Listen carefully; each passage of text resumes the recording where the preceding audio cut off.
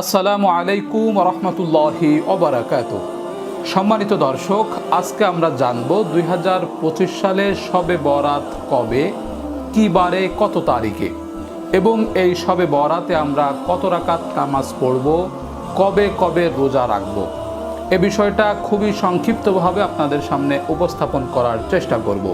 ওমা তৌফিকি ইল্লা বিল্লাহ। তো আমি প্রথমে বলছি, শবে বরাত অত্যন্ত গুরুত্বপূর্ণ একটি রজনী। এই রজনীটা হতে চলেছে 2025 সালের ফেব্রুয়ারি মাসের 14 তারিখ। আমি আবারও বলছি, খেয়াল করে শুনবেন। শবে বরাত 2025 সালের ফেব্রুয়ারি মাসের 14 তারিখ দিবাগত রাত, অর্থাৎ শুক্রবার দিন শেষ হওয়ার পরে মাগরিব থেকে শুরু করে যে রাতটা হচ্ছে, সেই রাতটা হলো শবে বরাত, অর্থাৎ নিসফে শাবান, মধ্য শাবান। এই মধ্য শাবানে আমাদের নামাজ পড়ার কথা বা তার আগের দিন পরের দিন রোজা রাখার কথা অনেকে আলোচনা করে থাকে, তবে এটা কতটুকু সঠিক সেটা আমাদের জেনে নেওয়া দরকার। প্রথমে মনে রাখতে হবে, শবে বরাতের বিশেষ কোনো নামাজ, বিশেষ কোনো পদ্ধতিতে, বিশেষ কোনো রাকাত সংখ্যা এরকমটা কোরআন হাদিসে উল্লেখ নাই। যে যতই আলোচনা করুক না কেন, যে যত দীর্ঘ ইবাদতের কথা বলুক না কেন, কেউ এ কথা বলতে পারে না যে কোরআনে বা হাদিসে কোথায় শবে বরাতের নামাজের পদ্ধতি আছে বা রাকাত সংখ্যা উল্লেখ আছে, এরকম কোনোটাই নাই। তবে আমরা কেন নামাজ পড়ব? কারণ শবে বরাতে একটা বিশেষ বোনাস রয়েছে, বিশেষ অফার রয়েছে। এটাকে যদি আমরা অ্যাকসেপ্ট করতে চাই তাহলে আমাদেরও কিছু করণীয় আছে, কারণ আমরাও আল্লাহর বান্দা। যেহেতু আমরা আল্লাহর বান্দা, আমরা আল্লাহর কাছ থেকে সে অফারটা পরিপূর্ণ গ্রহণ করতে চাই। আর তার জন্য আমরা যা করতে হবে তা হলো, আমাদের আল্লাহ রাব্বুল আলামিন যেটা আমাদেরকে জানিয়েছেন তার রাসূল করিম সাল্লাল্লাহু আলাইহি সাল্লামের মাধ্যমে, যে এই শবে বরাতে আমাদের অফারটা কি। লাইলাতুন নিসফি মিন শাবান ফায়াগফিরু লিজামিই খালকি ইল্লা লিমুশরিকিন আও মুশাহিনিন। আল্লাহ রাব্বুল আলামিন এই পবিত্র রজনীতে বান্দাদেরকে একটা সাধারণ ক্ষমার ঘোষণা দিয়েছেন, তবে দুই শ্রেণীর লোকদেরকে তিনি ক্ষমা করবেন না। তারা হলো যারা মুশরিক, যারা আল্লাহর সাথে শিরিক করে, কথায়, কাজে, আমলে কিংবা আকীদায় যাদের শিরিক রয়েছে, এই ধরনের লোকদেরকে আল্লাহ এই শবে বরাতে ক্ষমা করেন না। এবং যাদের মধ্যে বিদ্বেষ আছে, ভাইয়ের সাথে ভাইয়ের বিদ্বেষ, এক ভাই আরেক ভাইয়ের বাড়িতে যায় না, এক ভাই আরেক ভাইয়ের সাথে কথা বলে না, আত্মীয় স্বজনের সাথে দেখা সাক্ষাৎ করে না, কথা বলে না, একটা দ্বন্দ্ব রয়েছে, বিভিন্ন কারণে দ্বন্দ্ব বাঁধিয়ে রেখেছে, এইরকম হিংসুক ব্যক্তিদেরকেও আল্লাহ এই শবে বরাতে ক্ষমা করে না।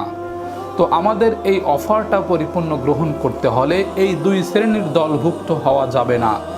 ভুলে যদি এই দুই শ্রেণীর দলভুক্ত আমরা হয়ে যাই, তাহলে সেখান থেকে তওবা করে ফিরে আসতে হবে। তাহলে এই রাতে আমাদের জীবনের সমস্ত সগীরা গুনাহ আল্লাহ মাফ করে দিবেন। সুবহানাল্লাহ। অতএব আল্লাহ রাব্বুল আলামিনের কাছে তওবা করার একটা বিশেষ মাধ্যম হলো বেশি করে নফল বন্দেগি করা। কোরআন তেলাওয়াত করা হতে পারে, জিকির আজগার করা হতে পারে, নফল নামাজ পড়া হতে পারে, সবগুলোই আমরা শবে বরাতে করতে পারি। তবে আমি আবারও বলছি, খেয়াল করে শুনবেন, এটা ব্যক্তিগত নফল ইবাদত। আপনার যতটুকু মনে চায়, যেভাবে মনে চায় আপনি সেভাবেই আমল করবেন। আপনার মনে চাইলে বিছানায় শুয়ে শুয়ে তাওবা ইস্তেগফার করতে থাকবেন, জিকির আজগার করতে থাকবেন, মুখস্থ যেটা কোরআন পারেন আপনি সেটা তেলাওয়াত করবেন, অথবা বসে বসে করবেন, অথবা দাঁড়িয়ে দাঁড়িয়ে করবেন, নিজের ঘরে রুমে বসে করবেন, অথবা মসজিদে বসে করবেন। আপনি 2 রাকাত করে নফল নামাজ পড়বেন, সেটা নিজের বাড়িতে হতে পারে অথবা মসজিদেও হতে পারে। 2 রাকাত নামাজের বিশেষ কোনো পদ্ধতি নাই।